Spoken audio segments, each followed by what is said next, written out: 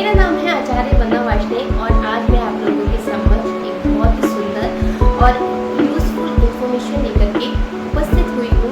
आज मैं आपको बताऊंगी कि कैसे हम पेड़ पौधों से उनकी पूजा अर्चना करके कैसे हम अपने जीवन को सुंदर और मधुर बना सकते हैं। ज्योतिषीय सलाह में कई बार हम प्लांट्स के जरिए भी अपने जीवन को उनकी पूजा अर्चना करके सुंदर बनाते हैं।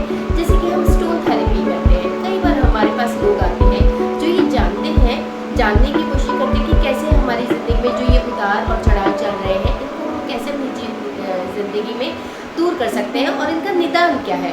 तो उसमें हम देखते हैं कि देखिए कई बार आपको याद होगा जो हमारे बड़े होते थे, जैसे मुझे याद है कि मेरे दादाजी ने हमारी छत पर बहुत ही सुंदर फूलों की क्यारी बनाई थी। उसमें बहुत सारे मेडिसिनल प्लांट लगाए थे और बहुत ही यूज़फुल प्लांट लगाए थे, कुछ पूजा के भी काम आते थे। तो ऐसे प्लांट लगाए थे और उस समय तो वो हमारे लिए एक बस पौधे थे जो हम उनसे पुष्प आते थे, सुंदर स्मेल आती थी, खुशबू आती थी और उसको देखते थे, खुश होते थे। लेकिन वो जो प्लांट्स थे वो कई बार बहुत अच्छी औषधि के रूप में जो हमारे फिजिकल बॉडी के लिए भी अच्छी है और हमारी जो हमारे आध्यात्मिक जीवन के लिए भी काम आते हैं और ईश्वर को चढ़ाने के लिए वो फूल काम आते हैं। उनको भी हम उनको बना करके उन रेमेडीज़ को हम अपने जीवन में अपना करके बहुत ही अपने जीवन को मधुर और सुंदर बना सकते हैं। तो जैसे कि हम देखते हैं कि ज्योतिषीय गणना के अंदर हमारी कुंडली के अंदर कई बार ऐसा होता है कि किसी ऐसे प्लैनेट की दशा शुरू हो जाती है जो बैड प्लेस होता है, जो हमारी कुंडली के लिए अच्छा नहीं होता और सही जगह नहीं बैठा होता, जिसके कारण क्या होता है कि कई बार हमारे को बहुत जीवन में बहुत ज़्यादा उतार चढ़ाव देखने को मिलते हैं। कई बार हमारे कुटुंबियों से नहीं बनता, हमारे भाइयों से, बहनों से, पत्नी से, बच्चों से नहीं बनती है और मन मुटाव बना रहता है। तो हम छोटी छोटी सी यही प्लांट्स की रेमेडीज़ कर करके हम अपने जीवन को सुंदर बना लेते हैं। तो जैसे कि हमारी कुंडली के अंदर सूर्य और मंगल देव अगर सपोज बैड प्लेस्ड होते हैं तो कई बार हमारी ज़िंदगी में क्या होता है कि अगर सूर्य बैड प्लेस्ड होंगे तो हमें फेमस नहीं हो पाएंगे, हम प्रसिद्धि हमको नहीं मिलेगी और हमारा स्वास्थ्य, क्योंकि सूर्य जो है वो स्वास्थ्य के कारक है, स्वास्थ्य हमारा खराब रहेगा। मंगल भूमि के कारक है, हम घर नहीं बना पाएंगे, हमारा भाई बहनों से मन मुटाव रहेगा, पड़ोसियों से हमारी अच्छी नहीं बनेगी। तो उसके लिए हम मंगल और सूर्य के उपाय करते हैं। तो जैसे कि मैं आपको बताना चाहती हूँ कि प्लांट्स इनके लिए कौन से यूज़ किए जाते हैं।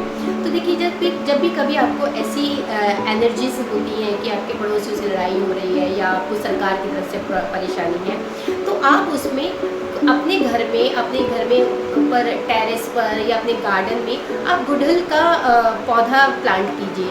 और गुड़हल का जो पौधा होता है, देखिए वो पौधा जो होता है वो देवी माँ को चढ़ाया जाता है, माँ दुर्गा को चढ़ाया जाता है और वो बहुत अच्छा होता है। वो नेगेटिव एनर्जी को रिमूव करता है और उसे पॉजिटिव एनर्जी में बदलता है। देखिए उसमें जो गुड़हल का फूल आता है, जब हम देवी को चढ़ाते हैं तो देवी का प्रिय फूल होता है। देखिए कई बार ऐसी होती है जो हमारी वैष्णो माँ है, दुर्गा देवी है, उनको भी नवरात्र में देवी का गुड़हल का फूल चढ़ाया जाता है। तो उससे हमें बहुत अच्छी ब्लेसिंग्स मिलती है। तो इस तरह से गुड़हल का फूल का हम प्रयोग कर सकते हैं। दूसरे हम आते हैं चंद्रमा।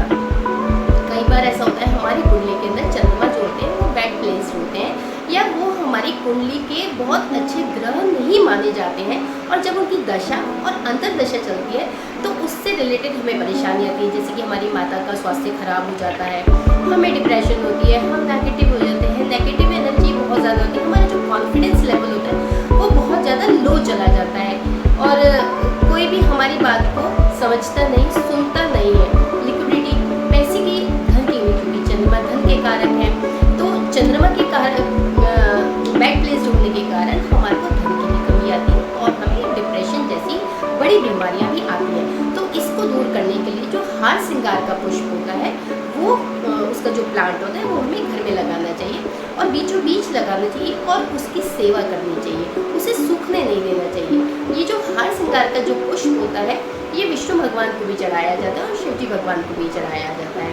तो इस मेडिसिनल रेमेडी का आप रेमेडी कर सकते हैं और अपने जीवन को सौम्य और सुंदर बना सकते हैं। तीसरे हम देखते हैं कि हमारी कुंडली के अंदर कई बार ऐसा होता है कि हमारे घर में जो हमारे जो बच्चे होते हैं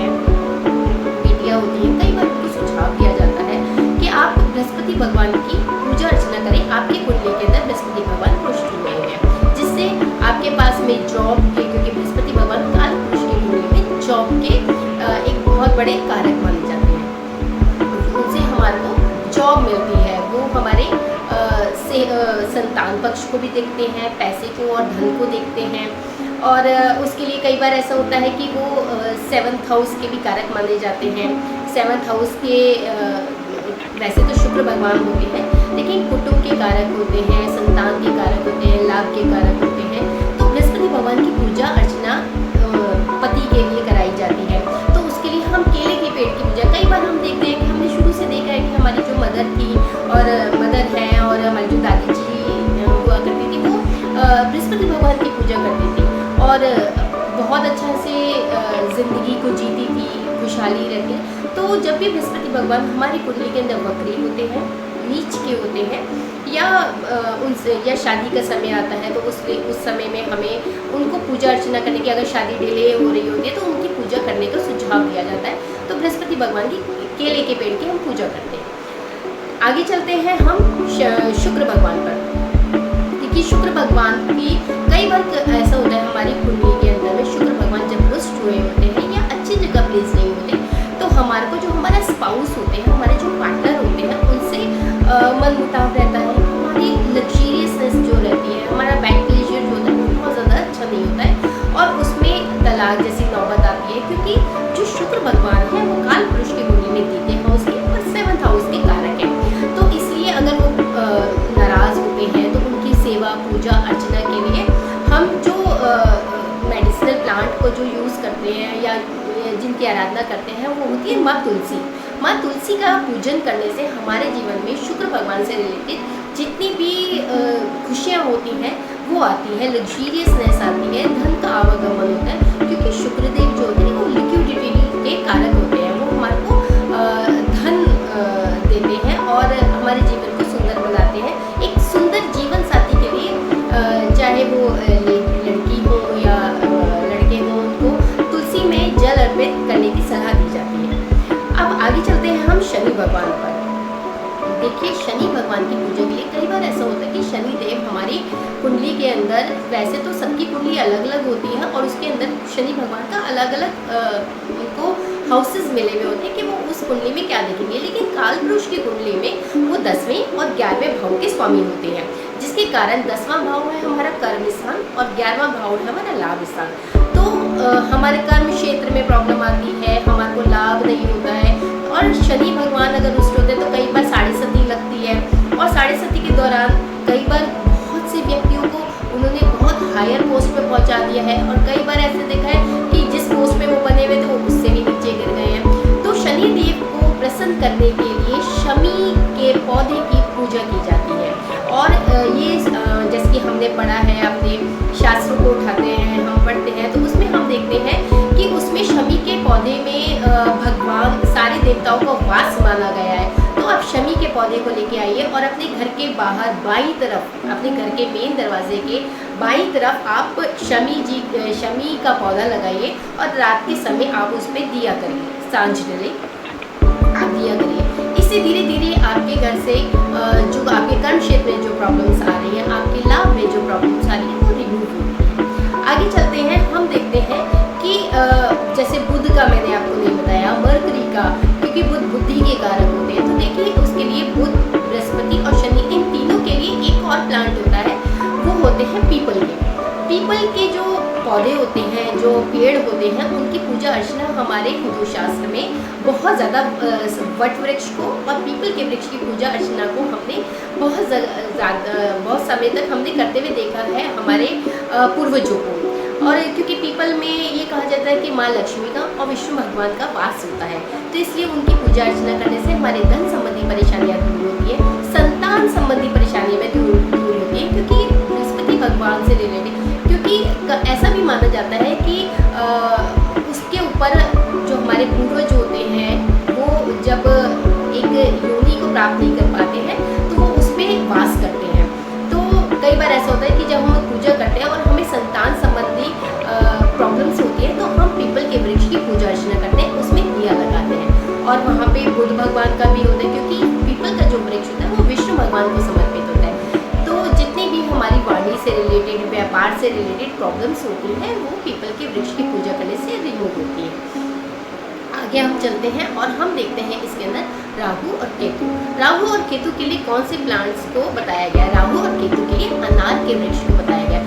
अनार का जो फूल होता है, आप अनार का वृक्ष लगाइए और उसका जो फूल होता है वह आप शहद में डुबो के शिव जी को चढ़ाइए। तो कई बार ऐसा होता है राहु और केतु के कारण और हमारी सेहत से संबंधित रिलेटिव प्रॉब्लम्स बहुत ज़्यादा बढ़ जाती हैं।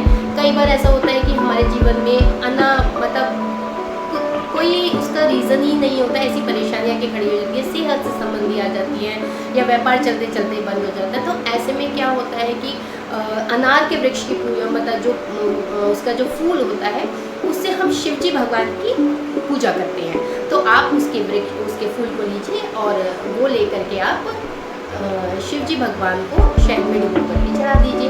उससे हमारे जीवन में बहुत जो नेगेटिविटी हो जाती है, जो दिक्कतें आती हैं, क्योंकि राहु धुएं की तरह से होता है, जो दिखता है वैसा होता नहीं। कई बार हम सोचते हैं कि इस काम के लिए हम जा रहे हैं, ये काम होगा ही होगा, लेकिन एंड समय पे जाकर के वो काम होता ही नहीं है, जिसके कारण हमारे बनते हुए काम बिगड़ जाते हैं। और केतु के कारण क्या होता है कि केतु ना काटता है चीज़ों को। तो कई बार ऐसा होता है कि जहाँ भी केतु प्लेस्ड होते हैं, केतु की दशा चलती है, तो उसमें क्या होता है वो उस भाव से हमें डिटैच करता है। सपोज जैसे केतु 5th हाउस में बैठे हैं और मंगल के साथ में बैठे हैं, तो उस स्थिति में क्या होगा कि 5th हाउस में बैठे हैं, केतु मंगल के साथ में बैठे हैं, तो सर्जरी करा देते हैं, जिसे मतलब एकदम हम तैयार भी नहीं होते हैं या हम मेंटली प्रिपेयर भी नहीं होते हैं और ऐसी एनर्जीज रिएक्ट करने लग जाती है हमारी बॉडी के ऊपर। और ये तभी होता है, देखिए कोई भी प्लैनेट अगर आपको परेशान